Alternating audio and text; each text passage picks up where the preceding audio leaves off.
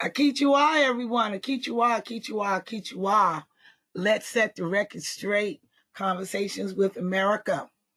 How are you doing? We're so happy that you're here with us today. Sorry, those who want to know who that was singing, the fabulous Shaka Khan and that Smooth Paradise. It is a wonderful record to give people insight on what was going on in the 60s to 80s. And what the term, what was the emotional feeling? What were the collectively we were doing and promoting as a people? And Smooth Paradise is just wonderful, and it's a wonderful message. Only Shaka Khan, with her beautiful voice, can sing it the way she does. So today's show is going to be about what is the difference between community and neighborhood. Because we did a few shows a way back, a few months ago, and we redid it on what is community. And when we were listening to the playbacks, we found that a lot of people didn't really understand what a community actually was. We all, we even had people say, everybody knows what a community is. Really, do you? Because there's a big difference between community and neighborhood.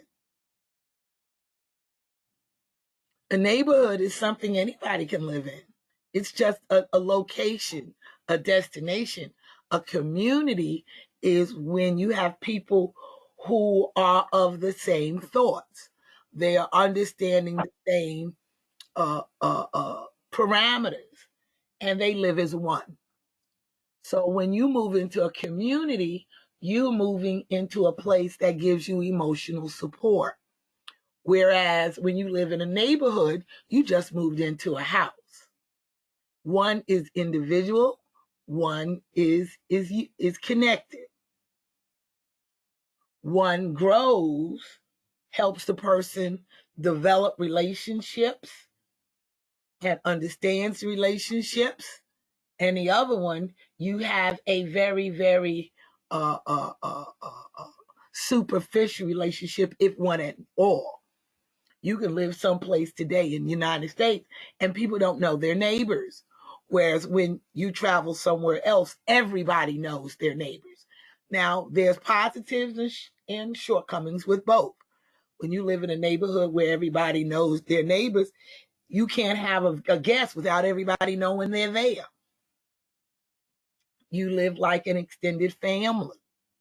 Okay. Everybody is into everybody's business. But at the same token, when you live in the opposite, you can have it where people can be abusive and unstructured and cause harm and kill folks, or have people kidnapped for months. Whenever you hear about some of these kidnap issues, the people have been kidnapped and up there, and they'll say, well, did you know that your neighbor had so-and-so and so? Oh, no, we just saw them empty out the garbage every day. So one is very superficial and isolated, and one is encompassing. But to further talk about this, we're going to have a special guest today. And normally Elder Eugene is one of the elders who are always on the show. But today he wanted to really talk about this and get more in depth with it. So we're going to without further ado, we're going to transfer it over to Elder Eugene. Hey, Elder Eugene. Hello, everybody. Hey. Yes, it's very. This is a very good topic. Dealing with community in the neighborhood, and I would like to say I'm looking forward to learning more about the community, because I have to go back with my experiences, and I like to do that to bring it up to date. I believe most of us, if not all of us, has been raised in a neighborhood of some sort.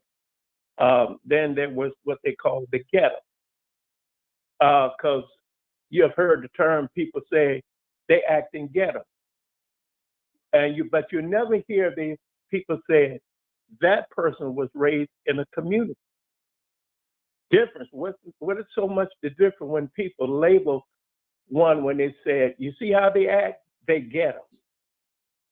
But is that stereotype of most indigenous people? No. But sometimes we're labeled as such because of our behavior. And that's how we get those terms tied to it. But getting back at me growing up as a young man in a neighborhood, it was strange because I grew up in the 50s and 60s. It was somewhat different than it is now, because the older men in our neighborhood had such they took more or less took charge of what went on, and we looked up to these older men because they carried a level of respect, and you respected them because of who they were, and not because they were older, because of the position. It seems that how they carried themselves. For instance, when the younger men would get into quarrels, or we would get into fights, or they heard that we were part of a gang, you were confronted about that. And there's one particular man did not even allow us to associate outside of that neighborhood, because I've lived on what they call the Northeast, and it seemed like these men knew if you came from another section of the town, and they would forewarn, do not mix with that young man. He's from the Southeast, because usually it brought a different attitude with it from those various places. Usually it was always trouble. Or the young man would come in and try, like, who's the toughest in your particular neighborhood? Well, Shorty, what was his name, did not allow that. Because usually what happens, it would lead to fights among them. And he didn't allow that. A level of respect for our elder people in our neighborhood. We called each other by their last name, never mentioned their first name. And you respect that because of what of course, our parents told us that you didn't call elder people by their first name. You always would address them by their last name. It just give them a level of respect. I remember that growing up in the neighborhood. But no, you're not. Hate to interrupt you.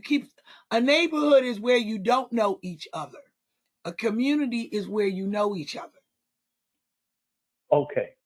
Well, right. I was going to get to that, because I don't think, matter of fact, the term, to be honest with you, the term community never came up.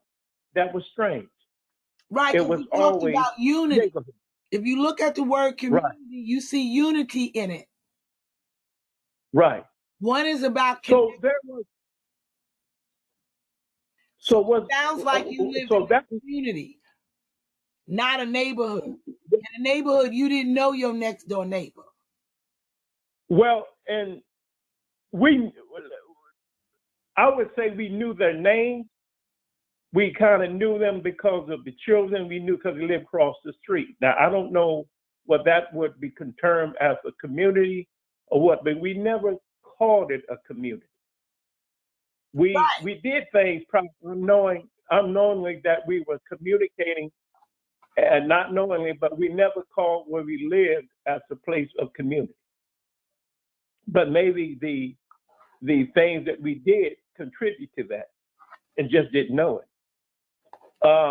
Because I believe in the community, there's togetherness, oneness.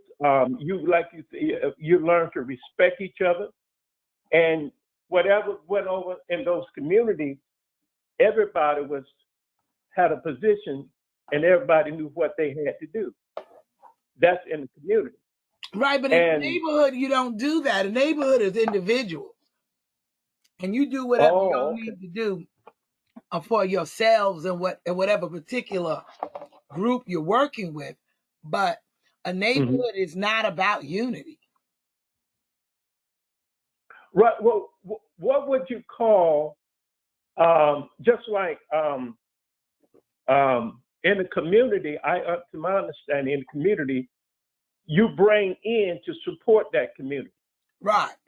Let's have shared interests together to keep that community together. Whereas I knew that in the neighborhoods, it wasn't nothing like that.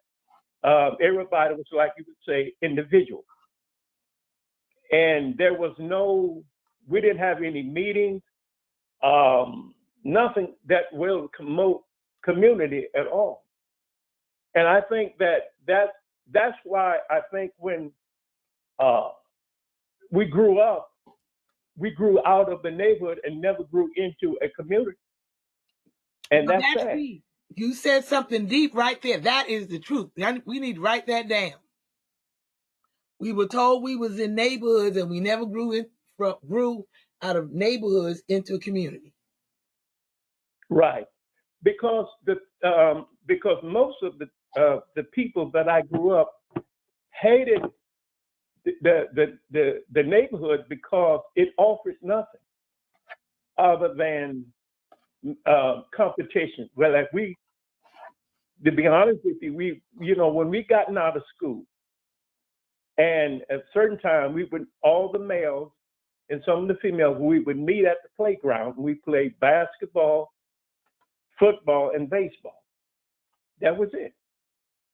But as far as our development as males, that didn't happen. And I think that has a greater impact on the future of a people, because I believe if we were more or less in a community, we would be more a stable type people, because we would have got those survival skills that we need in order for us to function as a people, but we didn't get that. So I think one of the things, and you'll see it in the sports arena, when these young men go to college and get some type of degree or go in the NFL, they never come back to what they call, because it ain't a community, they never come back to the neighborhood. They live in another neighborhood that they believe is prestigious, where they say that they want to have the competition of people who are lower than them hanging on them and begging for money. So that part of me is lost. And I think that's because we forgot how to build community. I have never heard anybody, even expression on television among the people that make it in enough to go back and build a community. Or they don't even come back to the neighborhood. They may contribute something to the neighborhood, but that's about it. Well, I agree with you in most of that. I mean, LeBron James did come back and try to do something. I do have a lot of respect for LeBron James for coming back and wanting to help build restructure the neighborhood. But because I think one of the reasons why that they have failed is because they did not fundamentally understand the difference between community and neighborhood. Mm-hmm. And if they understood that, then they would have understood that the way they're being socialized is to live in a neighborhood, not a community. See, when you have a community, and from listening to you over the elders, y'all respected the elders, that was still some of the community residual that Mm-hmm. we brought with us as a people, because for thousands of years, we lived as community. Mm-hmm. We didn't live in neighborhoods where there's just a whole bunch of us up in there and there's no mutual value system. So whatever mutual value systems that we had from this dispersal of us being to live in neighborhoods, when it was not transferred through the next generation, we lost our ability to connect. So when you have people like LeBron James and who want to invest, they're saying, well, I want to invest in the community. Well, you can't really get anything out of that investment if the people themselves do not value what you're giving. And when you live in a community, traditionally, from the communities that I have lived in and I have seen, there are certain values. There's a litany of values that make up and bind the fabric of it. So, and most of your values are based on emotion. And when you live in a neighborhood, you don't care about what you do and how that makes another person feel. Okay, or what you do, what's the consequences to the other people who may be at the other end of it. Whereas in a community, you are bound to not cause harm. You're bound. If you saw somebody's child jumping off a cliff, you're supposed to, if you're in a community, then everybody is going to go after to make sure that child doesn't drown.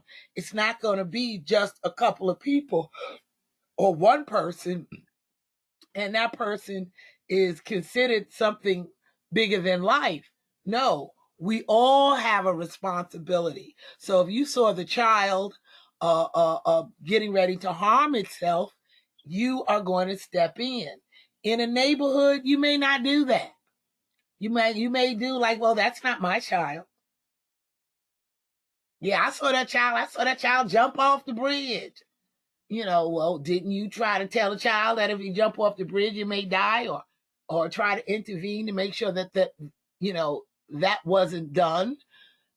So there's a difference in attitudes that create a difference between a community and neighborhood. And you see it if in the word. If you look at the word community, you see COMMUNITY. Unity. Right there. It's a collective unity. That's what makes community. Neighborhood is just a collective people living in a certain spot.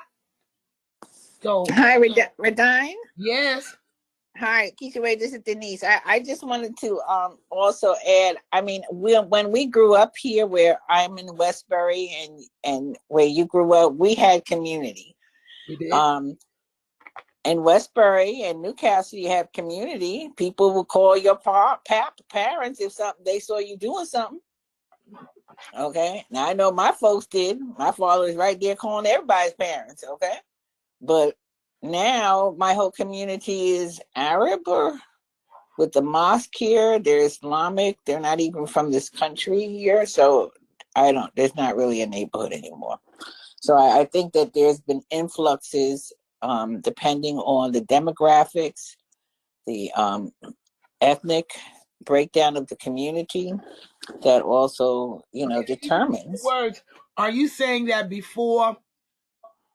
Are you saying that where you lived in Westbury was a community or a neighborhood? No, I'm saying that when we moved to Westbury, first of all, Westbury was not when it became integrated. Okay, it was a community. I'm saying that my parents would look after other people, and my neighbors would look after us. Okay, and I thought that you had the same experience, although you grew up in a different area. But I thought Newcastle next door was the same type of situation. But now it's not like that. Okay, and I think that's, It wasn't like that then either. And I'm saying that I think the generational difference has a difference with the generations. That's my point. That my father's generation, my parents in the 80s, who are in their 80s, okay, had a different mindset than we do now. Yeah, but so you felt like where you lived in Westbury was y'all had unity.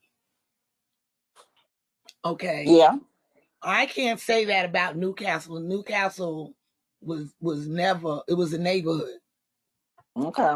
Okay. Right. And actually the neighbors didn't even get along. They didn't get along. Some kids were able to play with some other kids.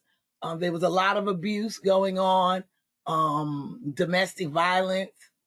And so if it was a community, certain things that have happened wouldn't have been able to happen. Would you agree? I agree. Okay, and there's a Is lot. this New York? Somebody wanted to say something? Is this these places? Is this New York? No, what we're talking about is in New York. Yeah, okay. Because I was gonna say that too. That my experience, it seemed like in New York, it seemed to be a lot more people kind of, you better mind your business and stuff like that. But I wasn't sure about the names that you guys are saying. I'm from Rochester, New York, so we kind of had more of a neighborhood feel for sure. Well, yeah, so did Westbury. Westbury was a neighborhood. And it wasn't the foreigners who came in that actually changed the neighborhood. The neighborhood was um, um, segregated in the 60s. There were certain areas that we would. I remember when you couldn't go to the same schools. And they built a school as more and more of indigenous people started to buy houses out there and what have. My father happens to be an architect, and so I was exposed to the building of Newcastle and Westbury at one point, especially the Westbury proper was predominantly white. And you didn't go down to Post Avenue and all that other stuff. You didn't do that. And the black area was, I don't know what the name of that street is. It was on the other side of that street. Oh, is that Brush Hollow? I think Brush Hollow. Yeah, Brush Hollow Road Was the dividing line. And then they built all these homes up in I guess, the late 60s or what have you. And they were newer homes. And Amerindian people moved into them. And actually, their homes was nicer than the ones that were in Westbury proper. They were more modern. And but on the other side of Brush Hollow Road was the older homes. They were the poor whites. And then you went into Newcastle, where a lot of the, again, Amerindians had built their homes. And so I wasn't born in Westbury, but I lived in Westbury most of my childhood. And we were one of the first to come into the area. And so I watched the houses being built. But I just watched the people in my area, Newcastle. All the people were professionals, and the first group that moved in was West Indians, or people from the Caribbean. And in those days, the Caribbeans tried to do everything they could to assimilate to what the Negroes were doing. And we didn't have the Muslims or anything like that. And what I call where I lived a community, no, no. It was a neighborhood that they did have some community feel, but for the most part, it was keeping up with the Joneses. And so they spent most of their time pushing stuff under the rug. Did anybody else come from that? And you could be ridiculed very quickly, for you could be, I don't want to say ridiculed, but how about shunned? You could be Nicer word. Huh? It was, yeah, right, because where we lived at, we was considered poor. And that poorness came from the way our house looked and the type of job that my daddy had. And if he didn't have a job that the first thing, where your daddy work at? Well, he worked at Tempton Rollerberry Company or Ford Motor Company. Then if you say, well, your dad is a janitor or anything that would be called low, they would make fun of you. And we went through that because my dad didn't have a good paying job, but he worked at a chemical company. And it was always, money was tight coming in. And the thing was that our family was growing rapidly, but no money was growing with it. Because we grew up in that house with 2 bedrooms, and there was about 7 of us. Can you imagine 1 bathroom? And we were stigmatized as poor and impoverished. Because the guys said, well, how come y'all got sheets up to y'all windows and not curtains? And I said, them ain't sheets, man. We just got a lot of fabric hanging on the curtains, on the thing. He said, boy, it look like sheets to me. I said, what difference does it make? And so we got into those type of things. But like I said, that was the neighborhood. That wasn't community. People didn't think community. Yeah, and we took our community, but we were trying to make communities out of neighborhoods. And I know now I come from the exact opposite. My mother and my father are very well established people. Like I said, my father's an architect, and he's one of the first architects in the United States, recognized architects in the United States. So when we had the house of all houses. We had a discloth tech in our house before discloth techs were clubs with the lights and the whole 20 yards. And my father did that and blah, blah, blah, blah, blah. But there was no love in our house. Okay. And because it was a neighborhood, the neighbors did not necessarily have the same value system. Do you follow what I'm saying? Mm-hmm. Mm-hmm. So my house, had landscaping, and because my mother was out there with it, she wanted her house to look just like it came off of good fences. So, we had the sunken patio, all of it. And my father was an architect, so the designing and everything was there, but it was still a basic house. But our next door neighbor, she had a house where the doors were falling off. And it wasn't as groomed as our house. Our other next door neighbor, they were Caribbean, and they kept a decent house and what have you. But again, it wasn't as groomed. So there was a rift between houses, literally.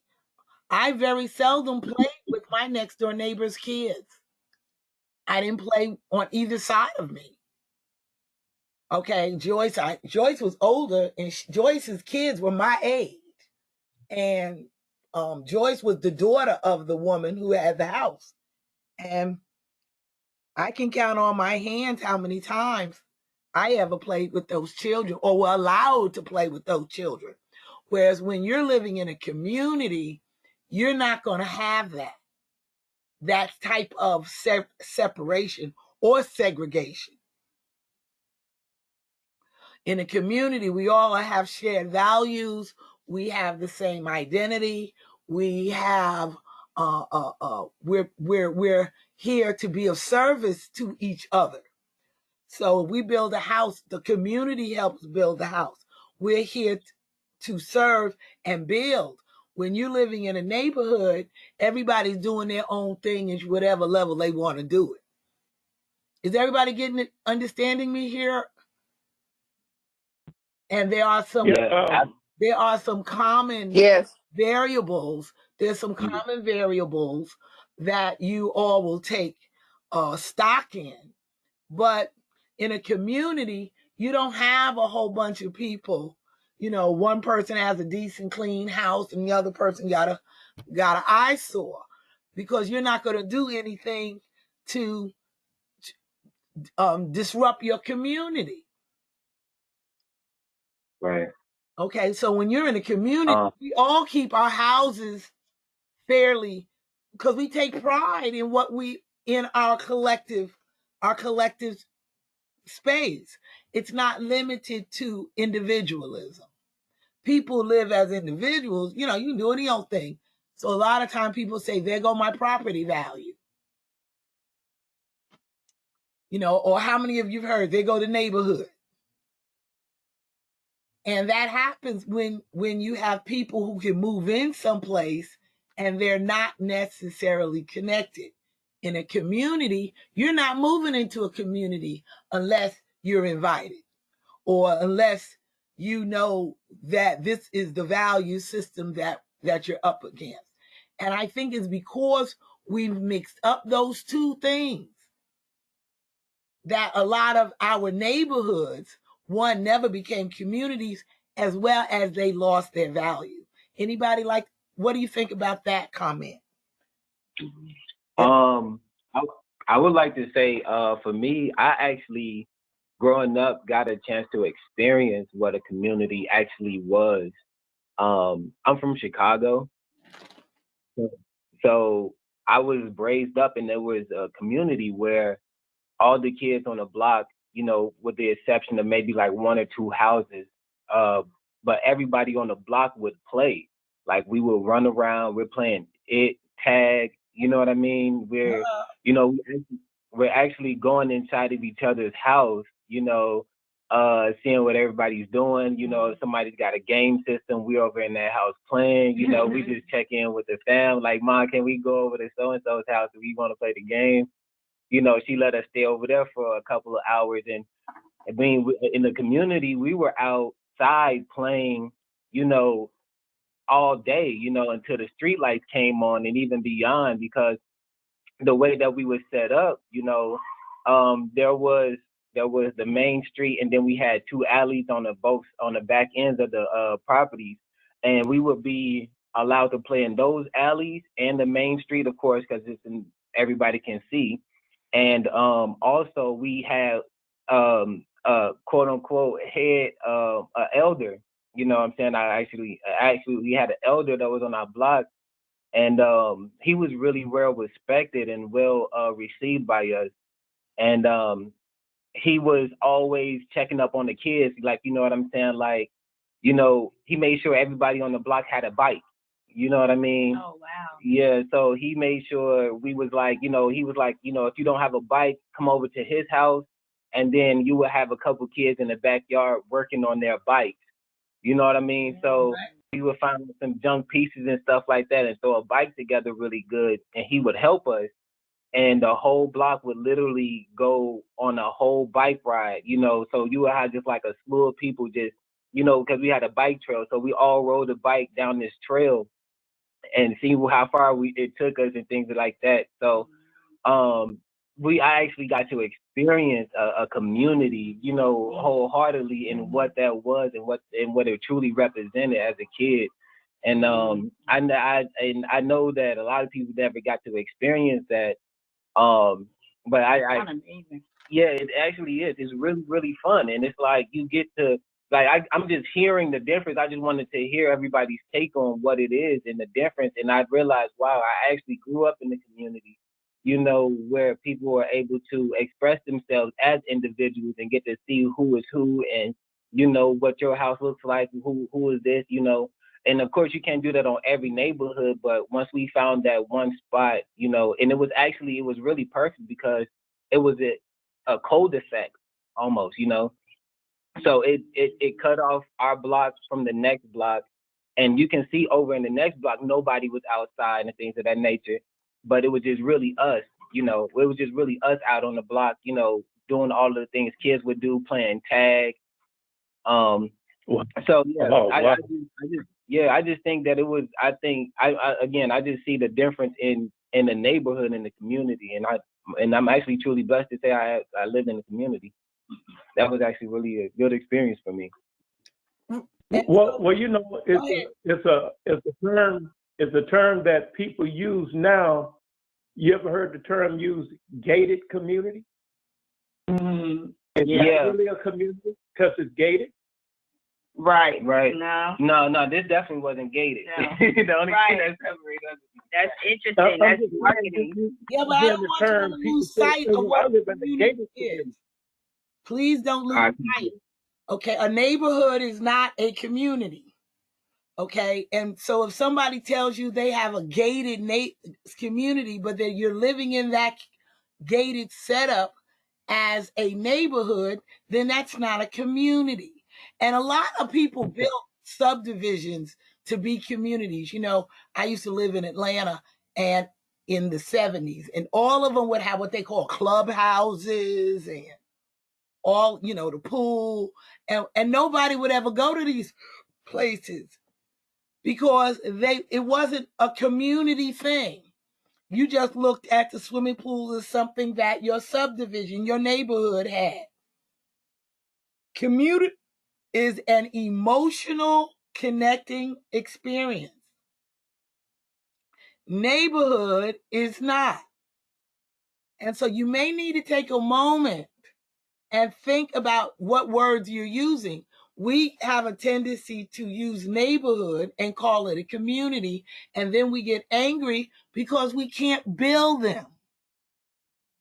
You know, everybody Right. move into a certain kind of community, but a neighborhood is not conducive for community.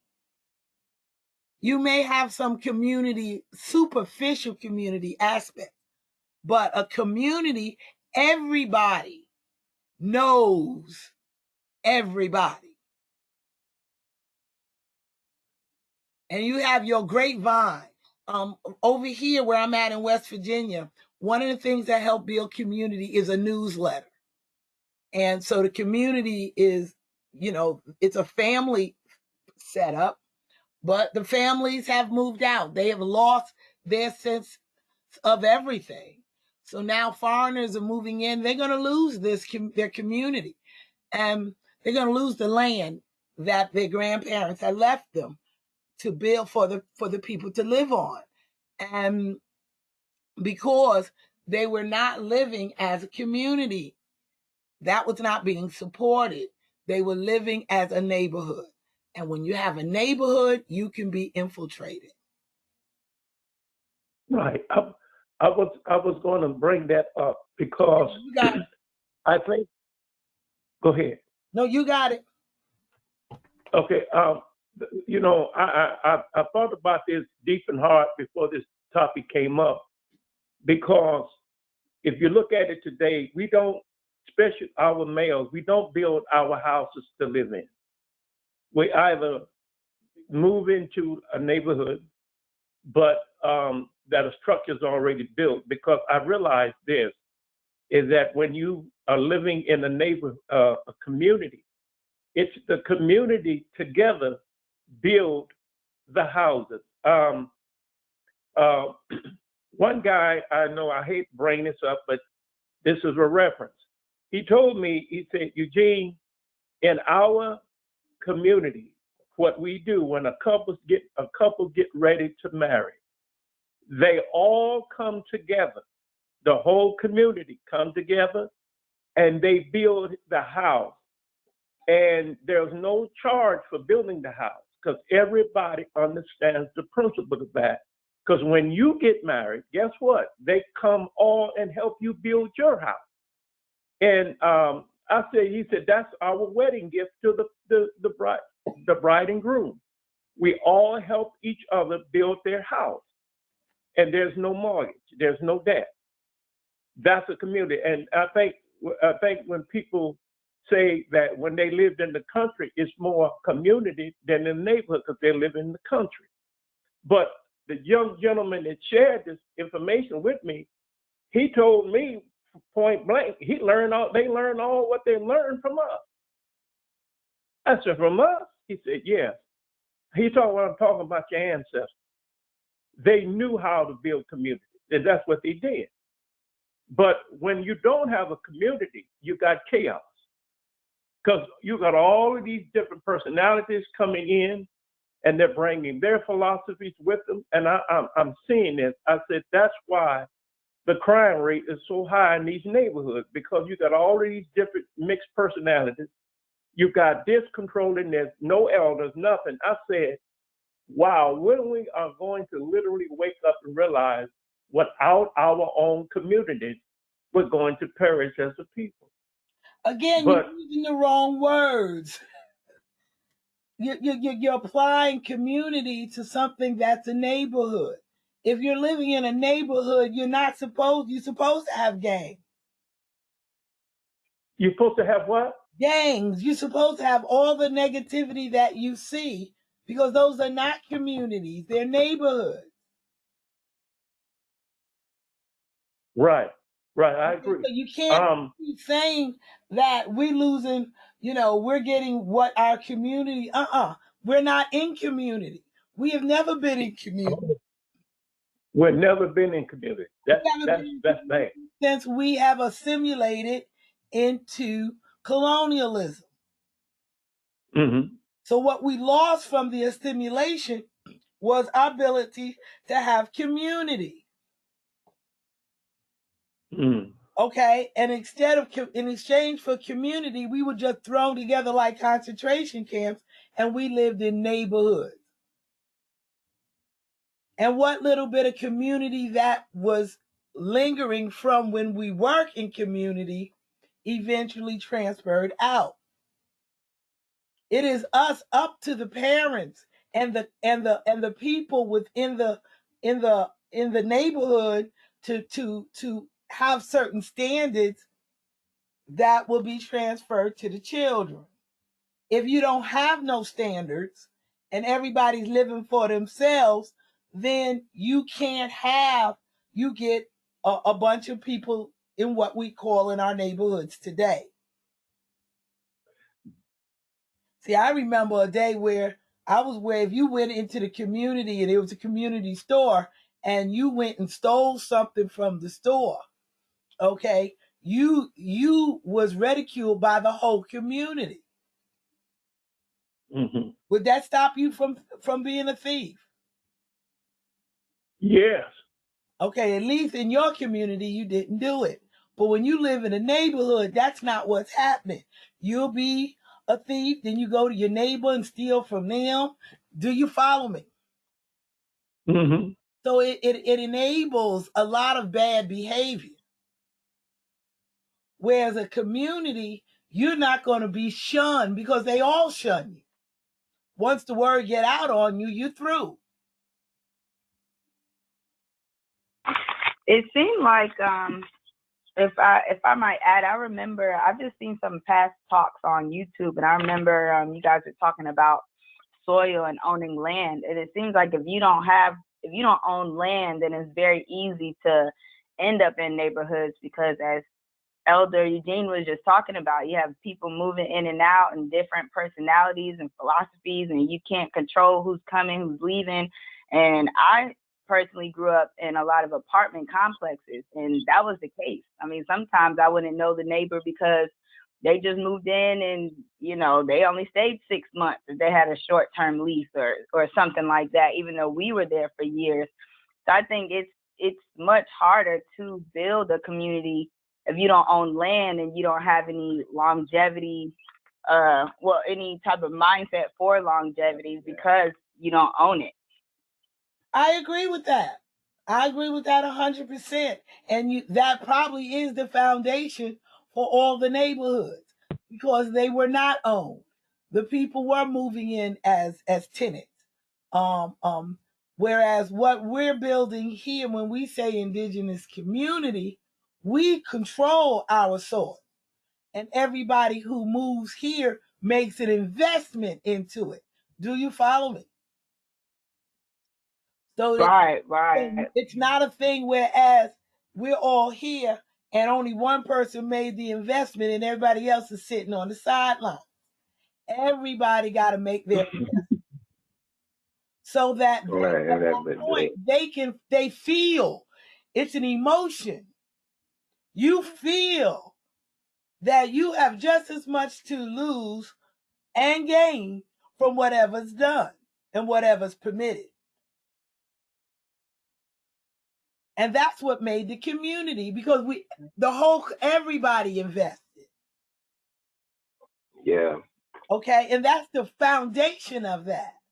And you said the right thing. If you didn't invest nothing, you just there, doesn't really do it. And even if you had a mortgage is a long-term rental. But if you don't own, okay, if you have never been able to actually feel secure with that, then you're no different than the sharecroppers. But even the sharecroppers made a community before they had a neighborhood. Our ancestors always, you move from one community, collective of unity, to another, if they allowed you to come in there. And you're right, being a part of the soil and having an investment in the soil allowed the community to build wealth. But if you've never put in an investment, can you really think about wealth as something you build through a collective? No.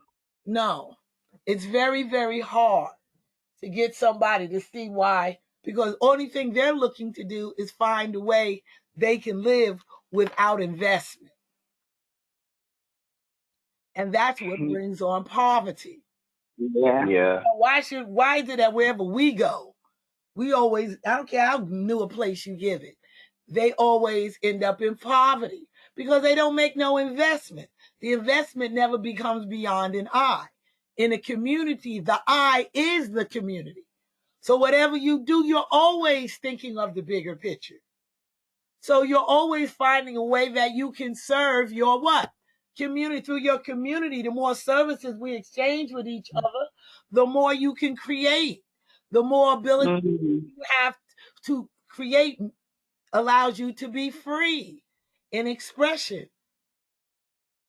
And then as a community, we have the community dance. We have the community ball. We have the community games. We have the community center where once a week or whatever. And everybody can go to a different church and the community center.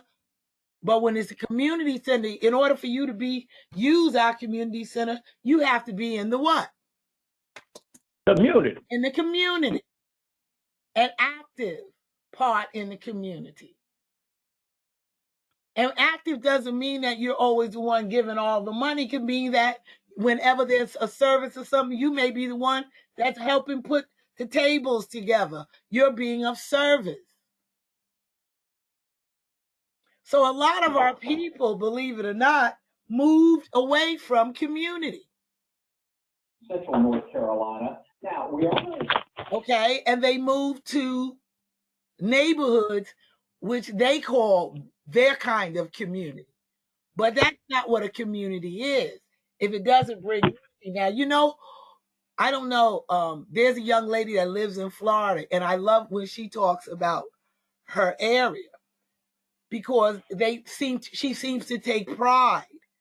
And I think where she's at, it's a little bit more than a neighborhood. Would anybody like to share what is going on where they're at? If they live in a community or a neighborhood?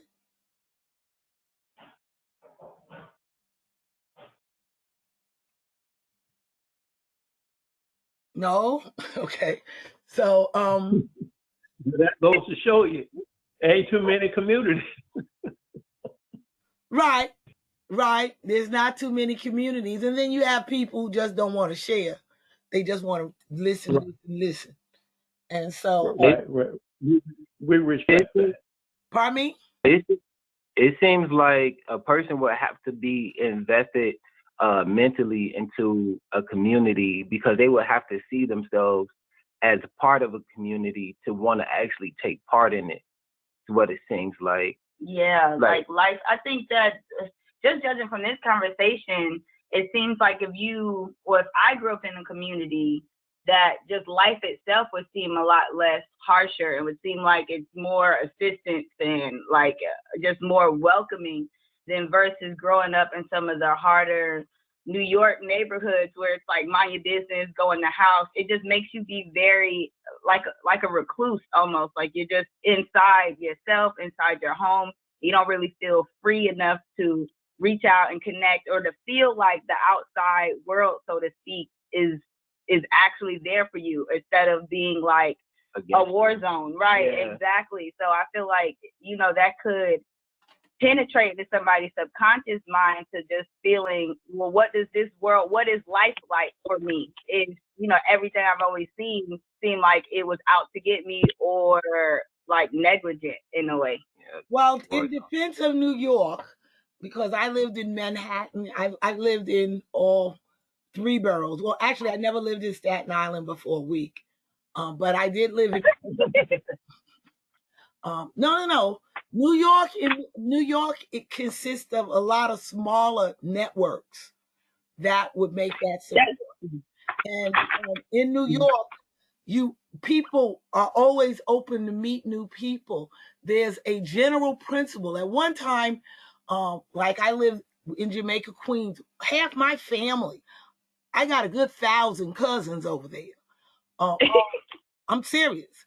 There's no place I can go until recently in New York where somebody didn't know a relative of mine. So in New York, you normally went through what we call GP. And that was the general principle in which we followed. And if you stay in GP, New York is a wonderful place. New York people are very straightforward. They are truthful. They call it a spade a spade. Okay, now you might not like what they say, and they're very straightforward. They don't stutter. Okay, they don't stutter. They are not what you call passive aggressive. Right, okay, right. They're not passive aggressive people. You're not going to go to New York and somebody's going to say what they don't mean and mean something else. If they tell you this, you can take that to the bank. They mean that. Whatever it is. Okay, they're not hostile people, but everybody stands their square. And they walk with their square. Okay, whereas you'll go to places like Atlanta. Atlanta, yeah. You're not going to find that in Atlanta. It depends on where they're from. Okay, a lot of Atlantean people they come from they don't tell the truth. Everything is some kind of secret language. Yeah. And everything is being polite. They say, so they'll be telling you one thing, but they actually saying something different and they think it's something different and everything is some kind of damn manipulation. Yeah. And you say, okay, speak your truth. You know, they can't do that. Okay, they all over the place and what have you, because they're not very, very truthful people. But I find that that comes from people who come from different kind of neighborhoods. Whereas when you come from a community, you can be honest and you take actions that don't cause harm in your community. People who live in neighborhoods, I find, are extremely selfish. Okay, and they're very, very quick to go back into their selfishness. People who live in neighborhoods don't really think about what you're doing and how is it affecting the whole. And this has translated and has trickled down to our families. You know, at one time, a community was full of family members. You know, everybody lived right, excuse me, right next to each other because everybody lived on the same piece of soil. So grandma was over here, ma was here, Uncle Ben was over there, Aunt Judy was over there in her clan. Do you follow me? Yes. And everybody lived together. I don't want to use the word together. They lived in unity. Okay, and that doesn't mean that people didn't have their issues of crazy personalities. But the personalities had a function and a boundary. Do you follow me? Yeah. So you felt safe within that community or that circle. You felt secure. Okay, now I'm not going to say all the time you felt emotionally secure. I know that my mother's side of the family is huge, or was huge because they're dying now. And when they get together, you know, my mother is not going to do anything to cause harm to any of her family members. Do you hear me? Right. They may hate each other or whatever, but there's a boundary on how far that's going to go. If those children are sick, somebody's going to take care of them. And that's community. You could call that a family unit. Somebody is echoing real bad. If somebody put yourself on. Somebody got to mute their microphone. Yeah. The new person, whoever just came in, got to mute. Thank you. And so, Yeah. And so as we understand the difference of that, we can see what we want to create when we say we're building indigenous communities versus indigenous neighborhoods. You want to chime in here on Elder Eugene? Is that helping you any? Yes, helping me a lot because I've always wanted to live in a community. And also, because I think there's a level of safety inside of your own community. And I, like you said, because there's emotional bond there. And you get familiar with each other and grow. Because, you know, I quit using the term, Black people can't get together. We can get together. So I want to put out positive energy and say that we will come together. Those who have ready like mind. You don't need a lot of people in the communities. You need people who have the same mind ready to make change and a difference.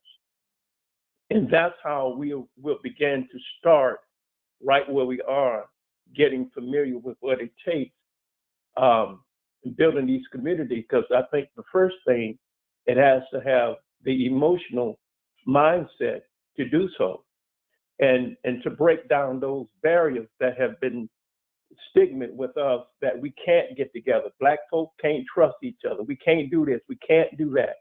And that has been our ongoing language, what we can't do. But let's begin to think about what we can do, because it's in us. It's not that it's not in us. It's in us. It's just using and put it into action. And that's what I'm looking forward to, because yes, I'm want to build a dwelling place there in Yumwija, but do I know how? No, but I'm willing to learn. And I think once that starts to build, get in the used to building on our own soil and seeing it go up, even with the struggles and all of what it takes to do that, I think that's very important, because I'm going to do that. And I'm calling on help, and all the indigenous brothers who believe that they want to make a change. Let's make that change. I learned something, I think, a couple of years ago. It's a store here called Patel Brothers, and they built a supermarket here. And they came from all over, New York, Chicago. They came from everywhere. And I asked the guy, I said, he said, yes. He said, this store is a community effort. He said, this is for our people. They didn't care where they came from. They came from all over just to set up that store in this city here. And I'm thinking, wait a minute, if they had that much guts, why can't we do the same thing? We don't all have to live at Yumwija, but we can start somewhere and start building our own communities. And that's, I believe, our communities is our future. Well, I agree with you. Community is, So, because you're not going to have no place to live in a minute, because that's the deliberate reason why the the rents are going up, because you're supposed to have a place of soil where is in your blood, or a place where your family can live. And that's something our elders sold for their personal pleasure. Mm-hmm. You know, a lot of us talk about we didn't get this. No, you don't understand. It was given to somebody in your family who did not see the value for continuing community. And so therefore they sold it. Or the government took it because they never paid their taxes. Mm-hmm. Okay, there's a lot of reasons why we lost our ability to have a place of our own. But now that the younger generations, life let this happen, so that means that you can invest. And one thing I'm going to say about that is that you got it. Once you take one step, life will open up the door for two more. Mm-hmm. Okay, That is. and that's the way it works. And once you start learning how to work the way life works, then you know that if you don't make a move, there'll never be a move. right. Okay. Right. And I hear people talking about I ain't got enough money, and I ain't got this, and I ain't got that. And I don't ever say that. I just keep working on the vision. And I'm gonna give that some of that support for what I just said to Elder Eugene, because he's always telling me, we got the soil. We got a whole lot of stuff that to make community here. And but the people didn't come to invest. Nobody wants to invest, and we can't have a community without investment, because that's what creates the stability. That's what creates the long-term gain. And for some reason, our people are always looking for ways to get around investing. And if you never invest, you never have. I can honestly say I have invested, so now I'm reaping the rewards. And I would love for it to grow more. But it has to be through investment. But we're not investing for something to make a neighborhood. We're investing so that we will have other people around us that have the same, that are also indigenous minded and will take stock and pride. And we create what we need for what we need. The Mennonites are a collective of people that live in belief. And I'm always amazed on their collective ability. They only work as a collective. They work as a community.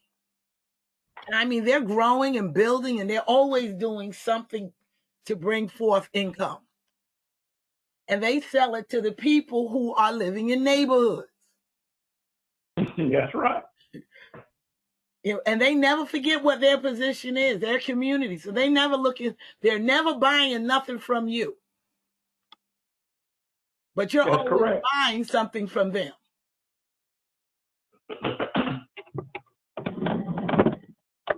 And the people do not necessarily build anything for themselves. Everything is outside of themselves. So the Mennonites are building wealth because they're constantly investing in what it takes for us to have more, build more, give more service. And that's what was going on in the when Tulsa was bombed. That's what was one of the reasons for the Tulsa bombing. It was because the people were bringing in cash, okay, but they wasn't spending it back out with the white community. And they may buy a bottle machine or whatever, but that bottle machine would make Coke for everybody. So instead of the Coca-Cola getting the money, who got the money? The community. Right, the community got the money. But that's how you do a community. In a neighborhood, that's different. Some foreigner could come out there with the Twinkie truck, bling, bling, bling, ding, boom, doom, doom, doom, doom. And here come the money flow. Because all the kids want to buy ice cream from a truck that's not giving nothing back to them. Are we seeing it? Yeah. Absolutely. Okay, and so this is one of the first steps, building community, investing in community. And most people think of what they can receive, but they don't understand that they have to invest. And in your investment, you get it back.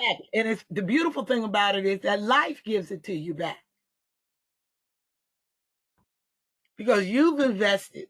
So what we do here at F.I.A.H is we have books, and we make our own medicines that we share with the communities and what have you. Most of the people, we should be able to have 1,000 people hired. Okay, why? But we don't have it because people are not doing what's necessary to invest and to get others to invest. If you have something that can cure your cancer and it's only running you $20 a month, okay, and you can't invest, but you can go to a hospital that's going to bill you and take whatever wealth you have away. Okay, I guarantee you it's what they charge you makes $20 look like spit in a bucket. Yeah. Right. Okay, and you're not going to get better with them. They just going to keep, all we saying is take your $20 and do this for a total of $3,000. You could get well. You could get your life back. Are you going to get your life back going to people who is constantly there to take to drain you of your wealth to your death?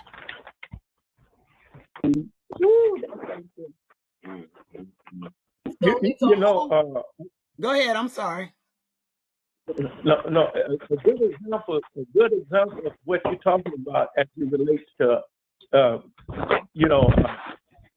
own product to use for our own health. One of the things I brought back from Atlanta today was a brochure that we went into this store, and to amazement, they had about 7-8 products that just was made out of nothing but elderberry. Elderberry grow wild, and it's one of the plants that helps the immune system. But this company took the elderberry and made about 7 different products, from gummy bears to syrup to you name it, just out of elderberry that grow wild. And on it, they have the information. It's good for the immune system. It's good for this. It's good for that. And I said, look at here. Here, nature gives us it's plant in a form that we take and use that, and for our own people, we could have revenue coming in to help build our community if we get people to understand what's around them. But yet these other people that know what's around them, taking that and making a profit from it. Yeah, but you need to understand how they're making the profit, and that's what we don't look at. Okay, those elderberries that you got in that jar were not wild elderberries. They grew a farm of elderberries, and from cultivating a farm of elderberries, this is what they did to make product with those elderberries. But they cultivated them. Right. Okay, so say wild elderberries is not true. They may have taken a branch or a baby wild elderberry tree and found some elderberry seeds and started growing, letting them grow to make elderberry trees. Then they planted the trees, and when the trees started giving off elderberries on a regular basis, once a year, they made elderberry juice from it. Everything is a process. Everything is a detail. And Right, because we used to do that. we could do that if we supported each other. To plant elderberry trees takes a moment. Okay, you got to cultivate the trees. I was trying to do here. We were trying to do muscadine. You know, couldn't do it all by myself. You know, but all of this stuff creates product. But you got to have soil to create it on, someplace safe. So whoever's growing the mulberries, the elderberries, I'm quite sure it's a farm somewhere that some young man or woman, a young couple, because these new businesses that are coming out now are by young people. Right. And they understand the basics. You know, you have a piece of soil, then you cultivate it. That's not something our people are willing to do. Are you going to get up every morning and go out there and cater to the soil and make sure that they have the nutrients that they need? Well, I tell you what, I've been coming back from Atlanta, coming back through Charlotte and various places. The plants, it's going to be an abundant year. I can tell because I know what they look like. I mean, they're everywhere. And I said, wow, this is the year. I mean, they grow like, but I have never seen them grow like this. They are everywhere in abundance. It's just knowing, like you say, taking the process and getting them.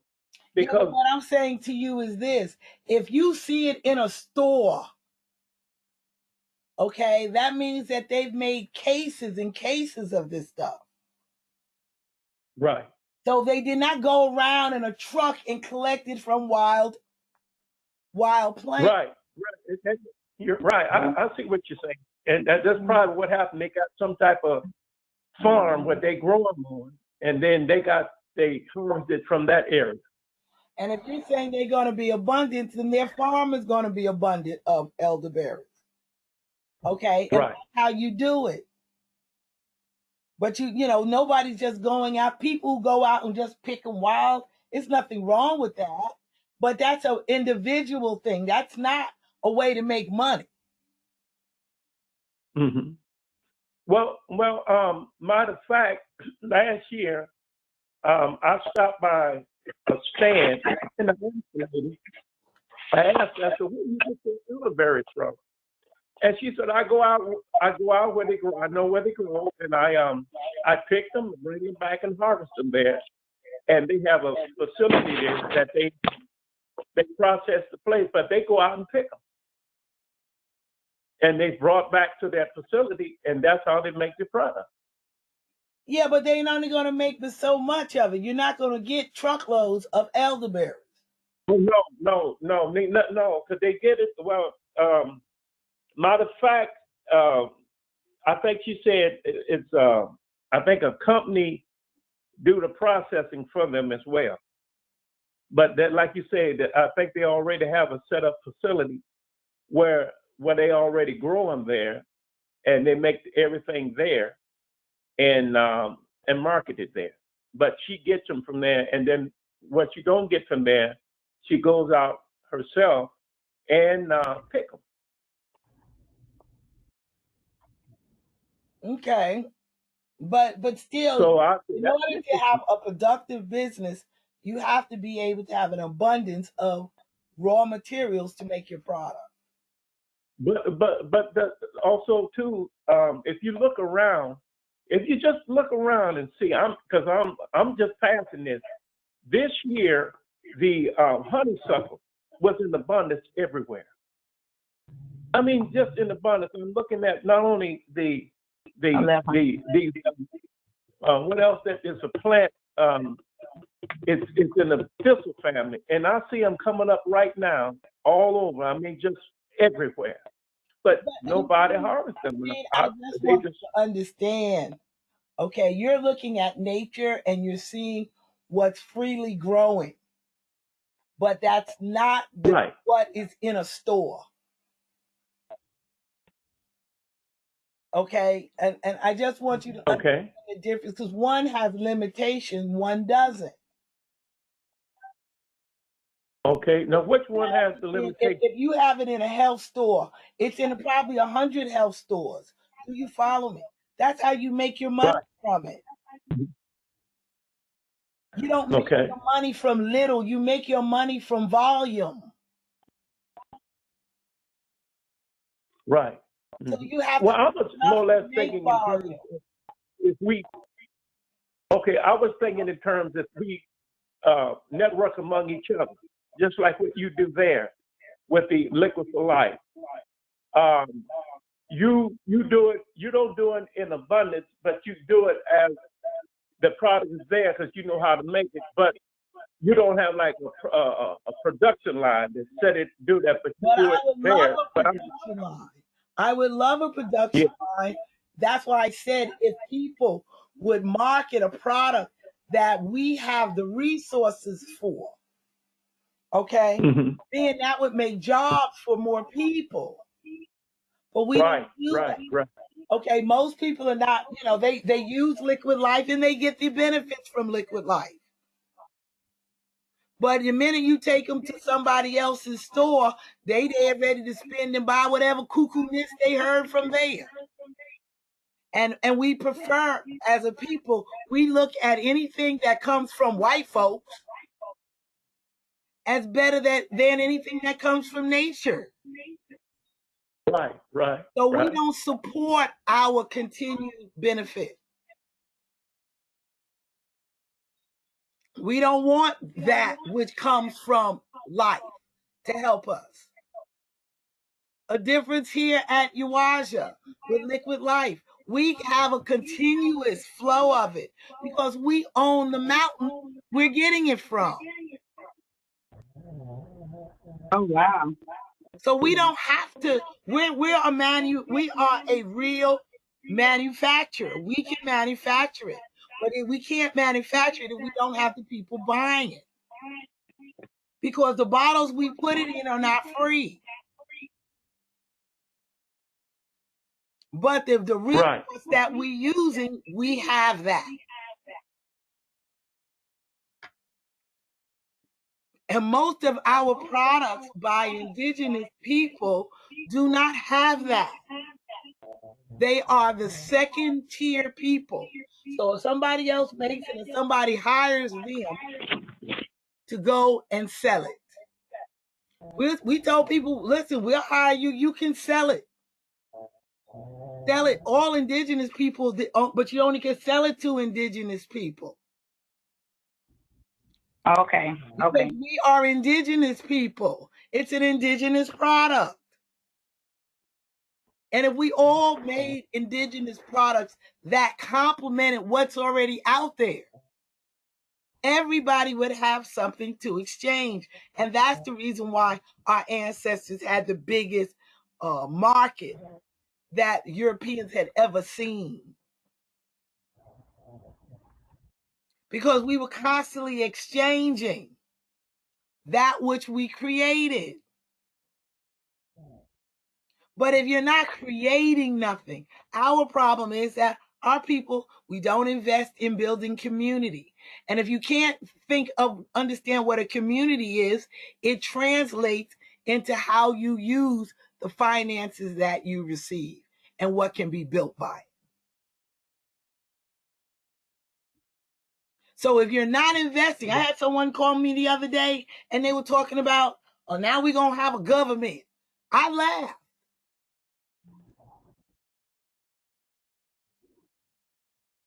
We talk about community, but we're not willing to do what it takes to build community.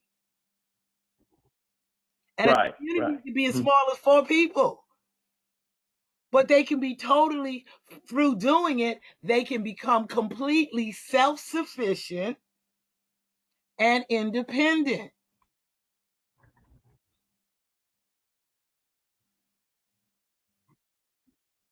But you have to understand how you are investing.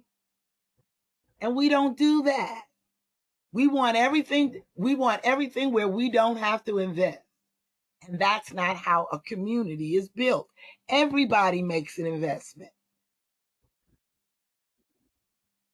And we use the money that's invested to build the things that we can't.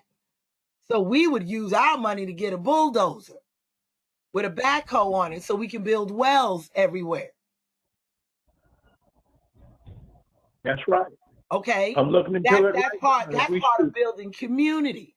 So the people who invest in it don't have to try to rent a bulldozer that starts at $3.95 a day. And I'm not talking about $3.95. I'm talking about $395. That's right. And we'll have someone trained who knows how to use the machine. Because getting somebody to use the machine is costly also. And that is what building community is. Investing into having a space of soil in which all the people are invested in keeping each other safe. And it's through that you build your armies and your militaries and your police force. And that's not something our people do to slavery. Each generation was able to experience. Any question, anybody? I'm giving it back to you, Eugene. I didn't mean to get long-winded. I just wanted to get clear. No, it's very interesting because I was going to ask the audience, is there anything that we could do as a people to change? What is your opinion about what you've just heard concerning community building? Anybody? I have an idea. I think that first things first is that we have to leave. I feel a lot of the media that our people consume is a lot of programming and puts a lot of philosophies into our heads about separating ourselves.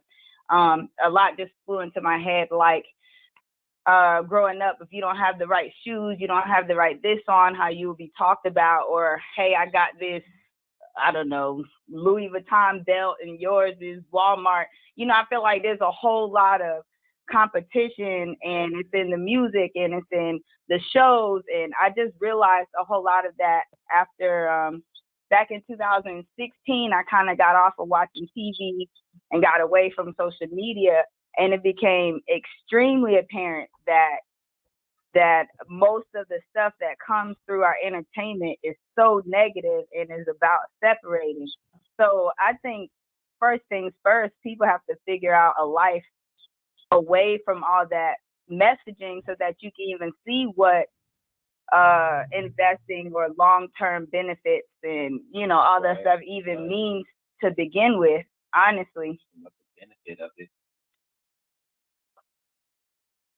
But I know that's hard. I guess that'll have to be somebody's choice to do so.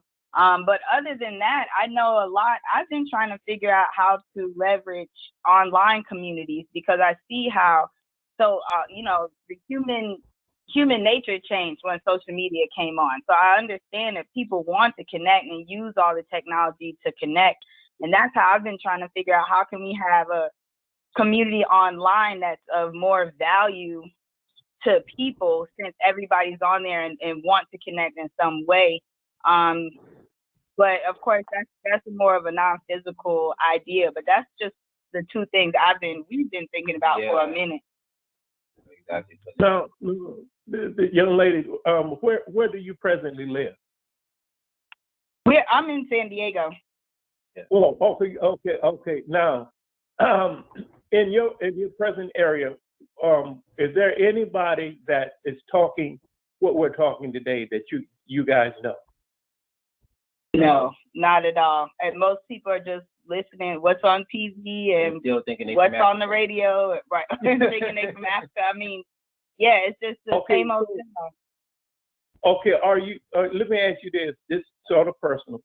Are you guys? I mean, how sincere are you in terms of changing the way you guys think? Would you be willing to relocate?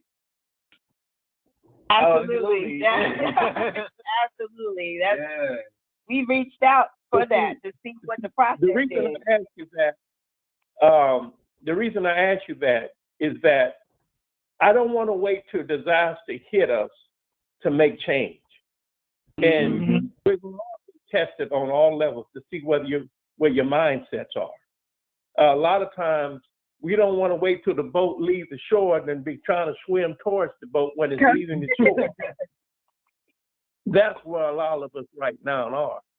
And the boat's leaving, and we can swim to it, but it's too late because it's way out to sea. And we don't want to wait till that happens. I think that's a great analogy of it, but I personally feel like this: the boat done left, and they see the boat out in the sea. I gotta throw a lifeline. Right, we waiting on Now they waving and talking about, come back, get me. Trying to get in the water. Come back, get me. I'm riding on the dolphin. We need a rope. Somebody throw a rope back to somebody.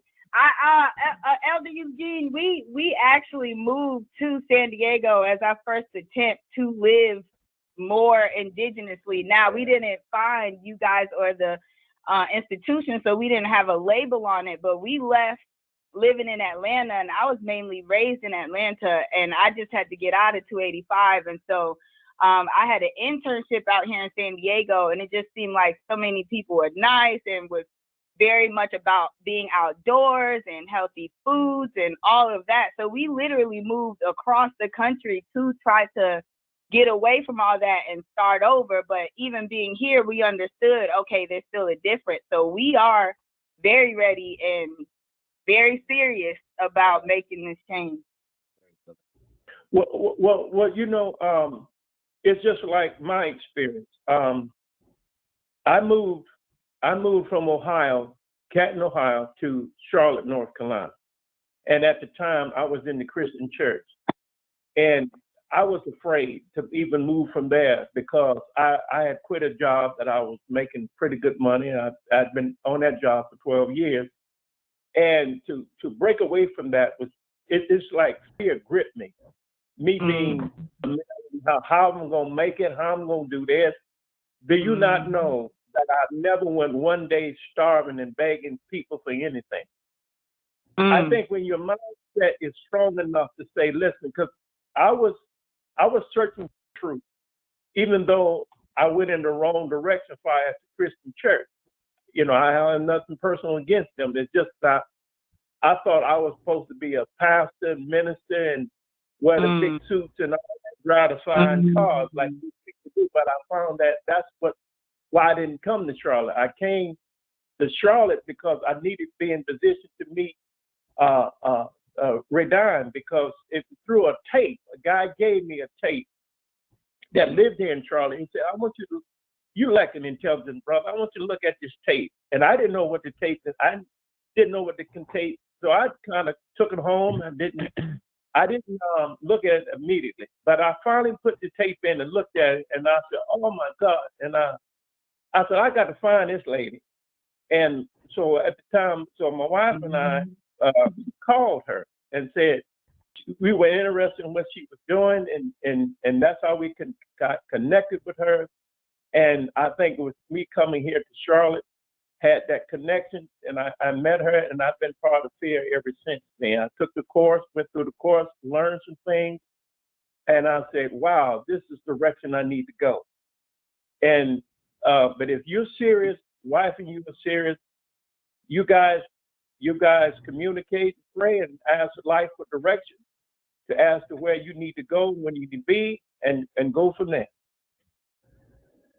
And the beautiful thing I like to add to that is that life will take you on a journey. You're going to go on a journey anyway you like it because you're alive. However, we can have a pleasant journey or it can be a hellacious one. And what I'm telling you, and what I have learned is that when you know that something resonates with your heart, you go with it and you follow it, and you're going to be led to your truth. And that doesn't always mean that it's going to always look like the ideal.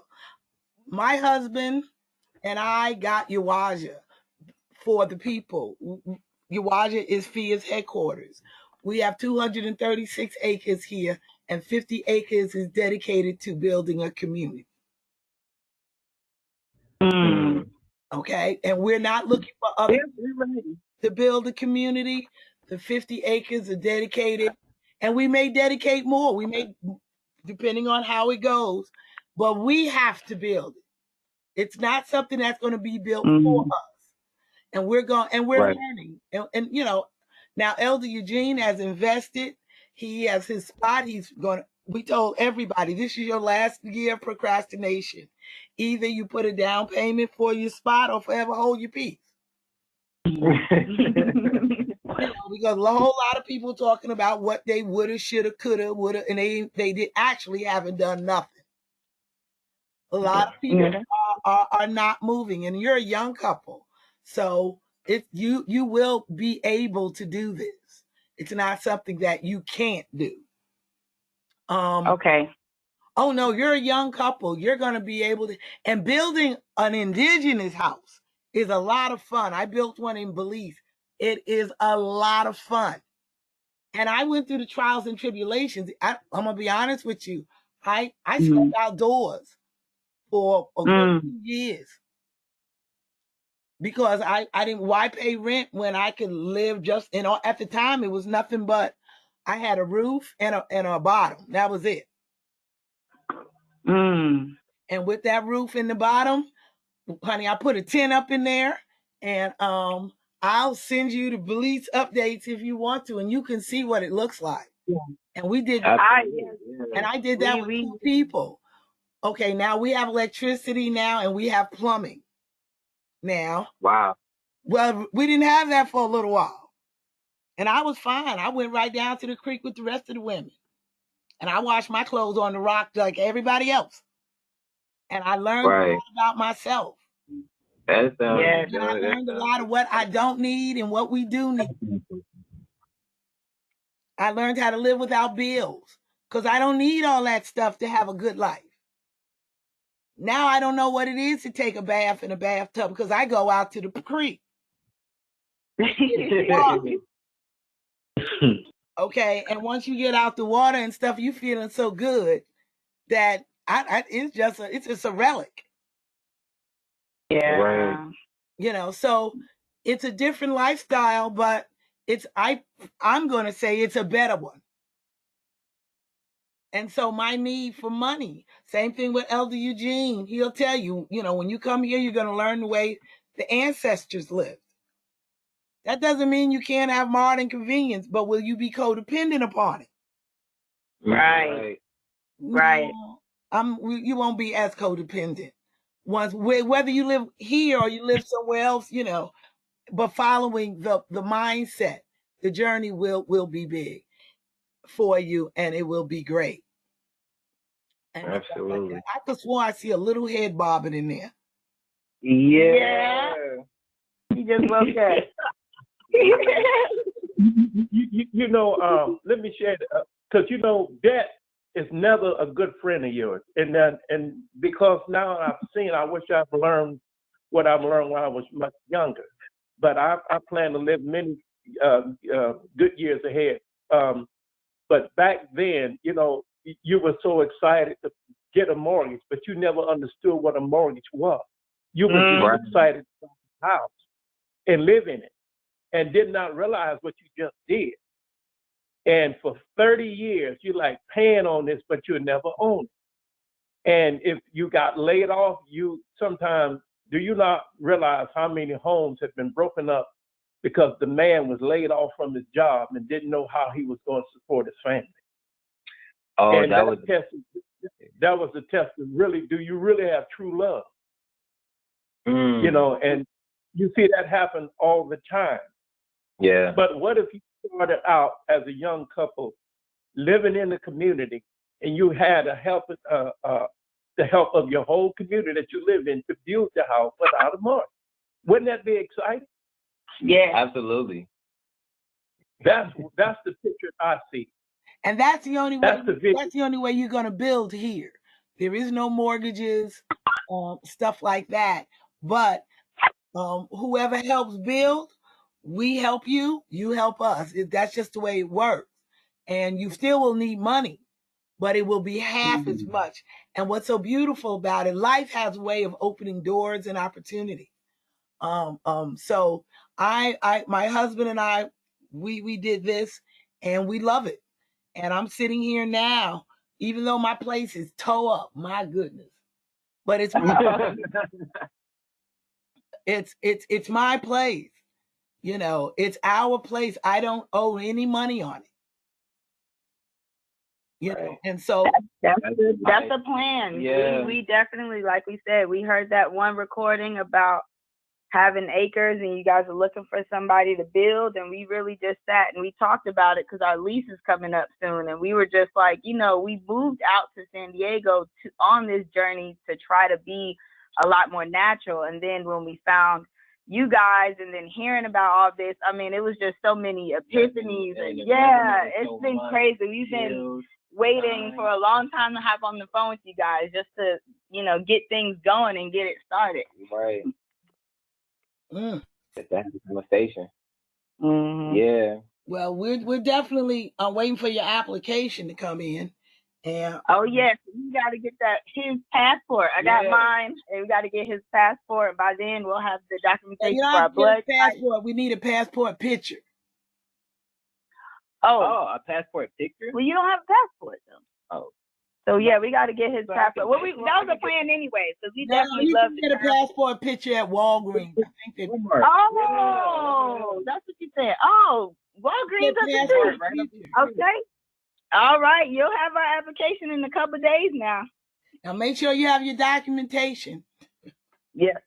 Yep. We actually made an appointment to go do that tomorrow. You don't need to get your blood work. You don't have to have your blood work. We need your birth certificate. I don't know why y'all don't have the basics, but anyway. No, we got that part. We just needed. I thought you needed a passport from him and then documentation on our blood work. Passport photo. Oh well, I H-O-T-O. was doing too much. I was doing too much. Well, we're ready. I don't have documentation for our blood work. We're gonna go get that tomorrow. But I was actually gonna.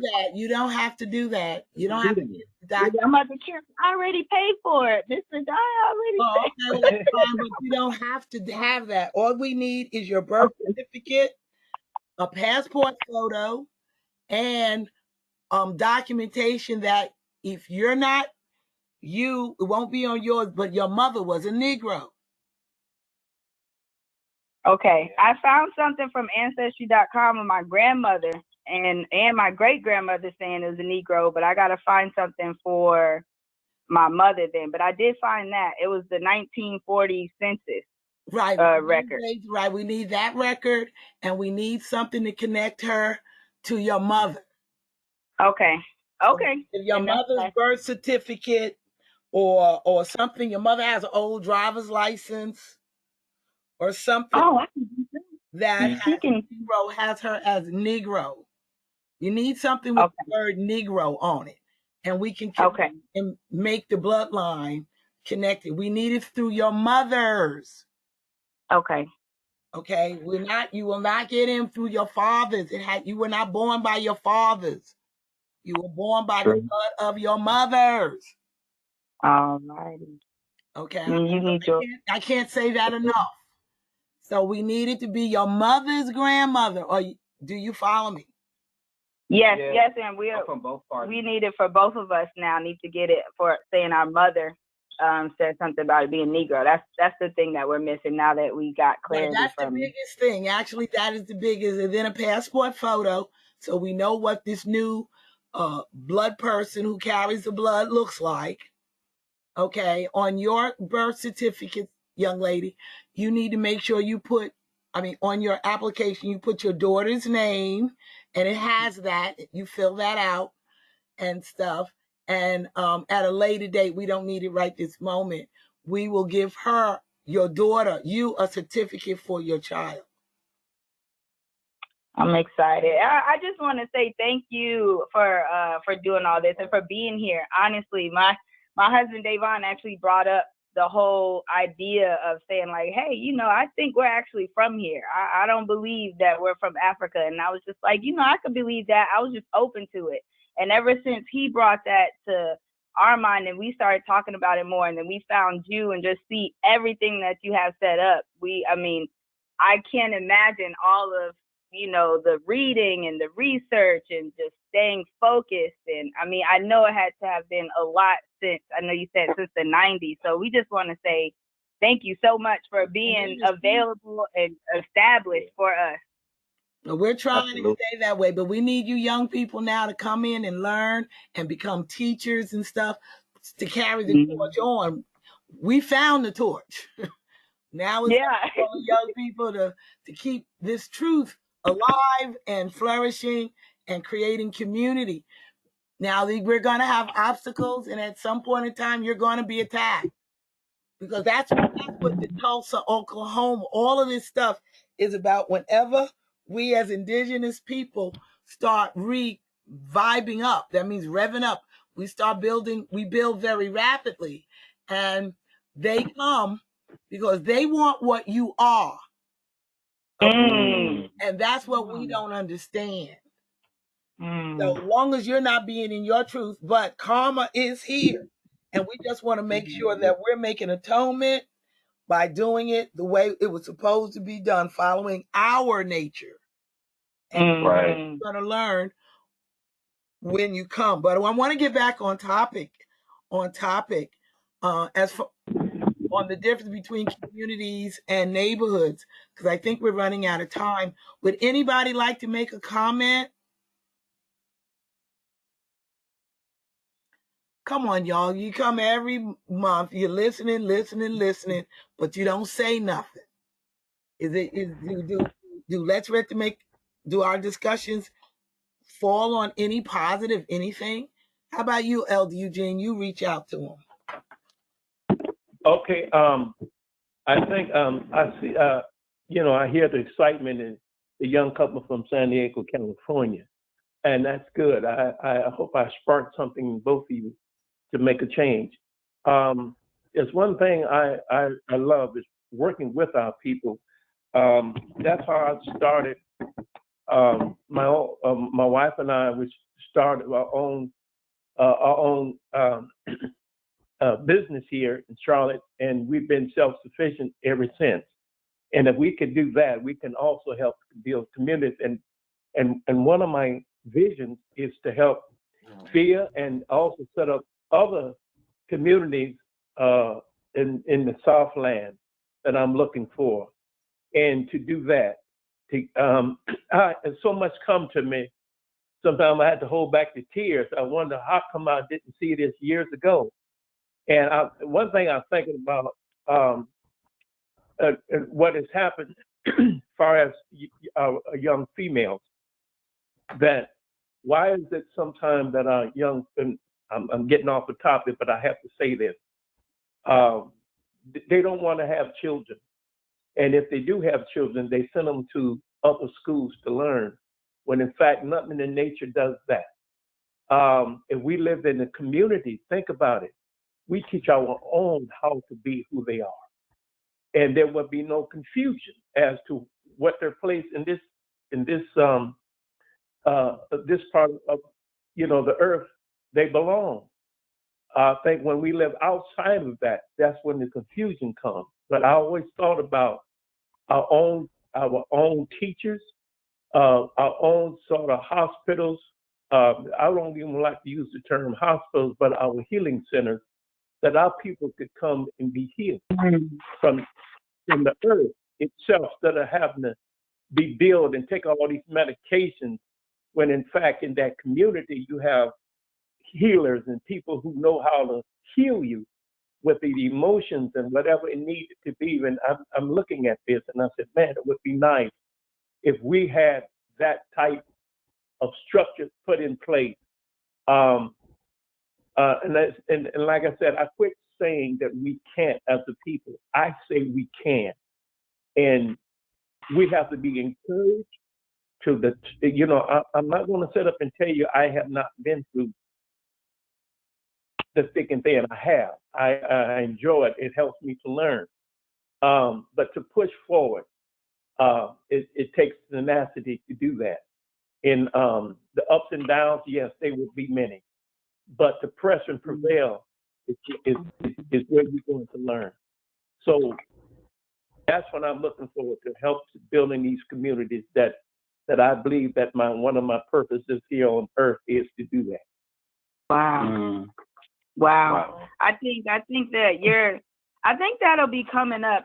Thinking optimistically, I feel that since we have the internet and we have more options for people to understand different ways of life and different ways of living, that it might be slow, but people will come around to it, just because I know I've learned about so much just from YouTube alone and finding you guys and listening to your talks. But if it was back when I was, younger and growing up in elementary school, we just had whatever was on ABC, NBC, and Fox News. And if it wasn't, or the commercial radio station, if it wasn't coming through there, we didn't know about it. So I think that having a different way of seeing life and what we can actually do is going to be coming around, especially since 2020 with the shutdown. A lot of people went online to find themselves, and that's where I feel that there was a big uptick in finding out about being indigenous and not being from Africa. I feel like that got a huge uptick in 2020 just because people were online trying to find ways to entertain themselves and found something different than what's normally on TV. So I feel like it could be coming around pretty soon, just because of that big switch we all had just now. And we have open channels where everybody can get their own truth out to whoever is really willing to listen. And have a different perspective on life, because we already know that the story that they gave us ain't the story that was actually happened. Right, you know what I'm saying? It didn't really happen. So, yeah, absolutely. And that's one thing that they can't control is the entire internet, because people are constantly putting stuff out every single day. Yeah, but they are taking control of the internet. The internet is being censored and everything else. That's what the whole Trump issue was about. They censored Trump because they're censoring all this stuff where he's saying that, he didn't, whatever, all the Trump stuff. So right. Censoring is here. In the 90s, when we first started going on the radio stations and doing radio shows, we used to be cut off the complete show. The pling would go air, dead. Yeah. Okay, and I don't care where I went, saying, look, we're the Indians, blah, blah, blah, blah. Everybody got an Indian grandmother. People would call in the lines and they would cut us off the show and put on a commercial. So a lot of people said, well, you can go out and market it, because a lot of our people were not, you'll be shocked who knows the truth and not supporting the truth. What's that guy's name whose house, he's another one. He's all on the internet. Why didn't our video had 1,000 hits, and they stuck our video in places where nobody could find it. We were really clear this war that if people were going to find us, they had to be willing to do the due diligence. And the people who wasn't willing, the old cuckoo heads, they're going to find some of these other websites. And the truth of it is, they're at war. Every time I talk to them, they at war. Somebody's fighting this one and having this. And that's not what indigenousness is what you are. It is, how do you work? What comes with that? What is that about? What was the blood that your mother gave you when she birthed you, and you got connected to this power source that allows you to wake up every morning? Wow. And why? And so we've had a lot of people get mad at us. Oh, you should have marketed more so you can. No. We did market, and we got cut down. We got death threats. We got scared. I was never scared, but having death threats at you is something to think about. Yeah, Death definitely. threats at my son. Death, so you start looking at things a little bit more. Okay, life. And life said, don't worry about it. You're gonna have as long as your allegiance is to life, no bullet's gonna take you down. No knife. But there were all kinds of people. So you gotta learn how to be who you are. People say, well, no, we're gonna make our under our way. No, there are no indigenous communities that are patriarchal. Patriarchy is colonialism. Either we are male, female, one, but it's not male over female or female over male. There's no over at all. Right. But how do you work with that? How do you so you have to at least be introduced to things that are in your face every day, but you don't pay no attention to it. Okay, and how that works, so that you see how it works on larger scales. So that then once you start seeing that, you can build community, because community is collective unity. That's what a community is. We all share the same. You have the blood and the respect and the value.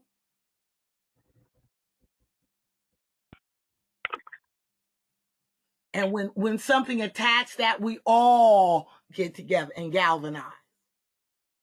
Right.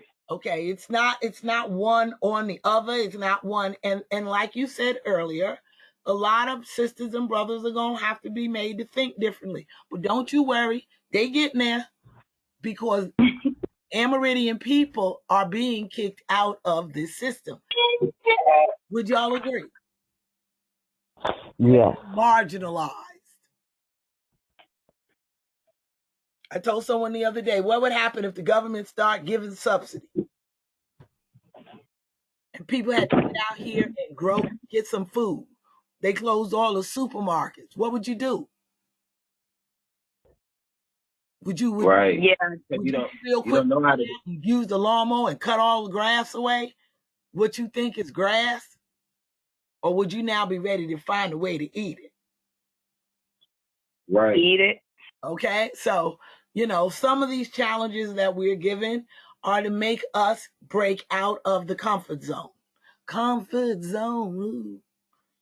I feel 2020 did that. And I don't know if it was just our minds going that far, or the fact we had a baby in the middle of the pandemic. So everything that seemed to be tradition, or who could come over and what you could buy, all that went out the window. So it was just like, it made me understand how much of our entire, not even just physically, but even what we're thinking, what we're supposed to be doing, was so reliant on the government. And it really made me be like, okay, if they could do this, if this happened this one time, I don't want to be in another predicament where that happens again. And now I have a daughter, we have a family. So it was like, oh no, we have to we have to get out of this completely because it's out of our control, basically. Right. We started with the 9 to 5 and then worked our way up from there. Mm-hmm. Yeah. Getting rid of a lot of stuff. Getting rid of a lot of different things, a lot of media that's not unnecessary, that when you look at it, all it does is, you know, trigger the mindset of being in comparison with somebody else, or you wondering why you're not popped off yet in your rap career, or, or even the food to eat. Like what she was saying, the stuff that they telling us is good is really just some more processed, another ingredient that got a tax write-off. And that's why they, you know, showing it to everybody to say, eat this now. I mean, it, you know, it goes deep. Well, we're going to have to, I don't know what time it is. Eugene, what time you got? Presently I have 5:17. All right, we got 10 minutes. You want to do the conclusion? Anybody want to a statement? I mean, make a comment? You got it, Eugene. LD. Yeah. Yeah. I'm you know, I'm excited about what I've heard, and I want to put it into action. And like I talked to a young gentleman. I'm gonna see how sincere he is. Friday, he said he wanted to connect, so I got his information, and so I'm going to be recontacting him and see where his heart is, and he wants to be a part of F.I.A.H. And I explained to him there's a process, you know, going through the course, what he has to do. Because, you know, in any community, no one is just thrown in the community and know not what to do. You know, so it has to be knowledge and understanding what is required. And that's what and that's, you know, that's why I think life allows me to be an elder with F.I.A.H, so I can do what I'm supposed to do in that capacity. Well, you're doing that. You're doing more than that. I have to honestly say that we've all been on a journey, including myself, and that, you know, all this work of the past is now coming to fruition. We have what we need to give to the people. We have it. We've been able to bake it. You know, it's like baking. We got the food that they will need. And more and more people are calling back saying thank you. We're getting thank yous a lot. Thank you for doing what we've done. But I'm getting older, Elder Eugene is getting older, and we need the younger people. So we want to thank you for at least be willing to come and learn. Learn how it's done, how skills are made. And that's what we need. And at one time, our ancestors were some of the most skilled people on the planet. So it's in blood. We just got to ignite it and read. And it's going to take a minute, but you'll watch. You'll grow. And everything will come out okay. We are having a living summit in August. I want to talk about that real quick. Everybody got the email. We're setting up for the summer camp. People, we have people who can teach the kids some real good skills, but we're waiting to know if we have 10 kids. So I'm gonna make sure I get this on the web as soon as possible so people can hear it. But we're starting camp in July. It'll be July 12th to August 15th. And we're accepting all ages above 5. Below 5, we can't do right now. I don't have enough staff for that. And for them to stay and live indigenously, live as the children in the community and learn different things. The females have to learn to cook, sew, how to make a stove. They need to know how to be one with the earth. And so something happens, there's no problem because they got skills. And our children are supposed to be skilled. The boys, we have someone coming in who will take them out in the wilderness, and you know they're going to have to find a way to make a home from nothing. And so they're going to learn how to make their own bows and arrows and blah, blah, blah. It's just helping building masculine skills and creativity. So This is where we're at. We're all about building and skill building and stuff. Send your kids. It's only $50 a week, which is nothing. And we include food. You will bring the tent and the bedding. We're not doing all that. I don't have time for it. You bring the tent and you bring the kid and leave them here. And they're going to come back having some skills and have some know-how. Right. And they'll grow on one level, and then the next year, if they come back, they'll get some more. Can't do everything in a day, but they'll get exposed. Same thing with girls. They'll be in the garden. They got to help with the gardens. They got to help with cooking the food. They got to help. We females have work to do. We have skills we're supposed to have. By the time a child is 12 years old, they're supposed to be able to live on their own. That girl should be able to take care of that baby. So we have to train our daughters. So don't be scared to send them. It'll give them a chance to create relationships and look at boys. And boys who have masculine skills feel stronger. And they're not scared of girls as boys who have no kind of skill. So these children, we don't have to worry about them becoming homosexuals because they can feel good in their own skin. We have the Indigenous Living Summit that starts on the 13th of August. No, it starts on the 6th of August.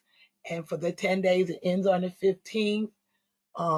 People who are wanting to come for that, as you know, it's $100.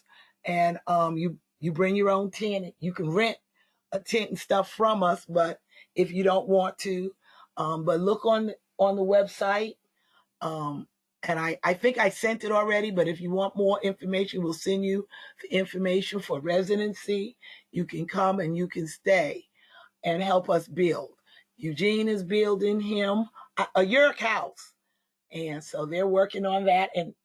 And I'm building the side walls for the medical center we have, the Indigenous Medical Center, so that we can build a house too. And so we'll have a house. If everything works right, we will have a house for rent. If somebody wants to be here through the winter, they can rent the house because we have a fire, wood burning stove. But it can't be no one person. It needs to be a family or something because I won't let a female live here by herself in the winter because I'm not here. I go to Belize. So they can stay and have a place to live while they work on blah, blah, blah, blah, blah. And that is it. You said it was a house to rent? I missed you said it was a house to rent? Yeah, it will be. Yeah. We have a 2-bedroom and 2 baths. Okay, now you're gonna have neighbors in a second now. Right. No, this is for the house, right? To rent here. You'll live here. It's it'll be a living, but we'll talk later. You haven't got your application yet, so. I know. So, yes, ma'am. But that's if you want, that's for somebody who wants to live here at Yumwija. They can live here, and the rent is reasonable compared to what rents are going for. And you'll learn a lot that way too.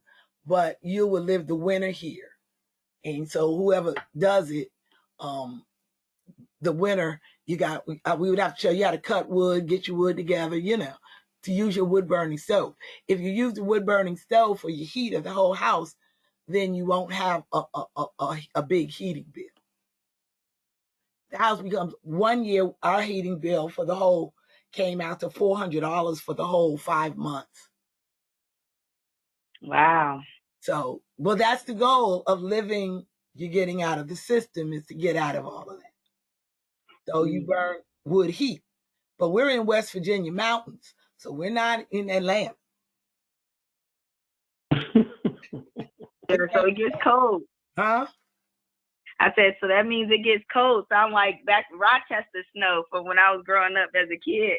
Right. It gets like Rochester, but we're not as cold as Rochester. Okay. We're much further south. But we still get cold weather.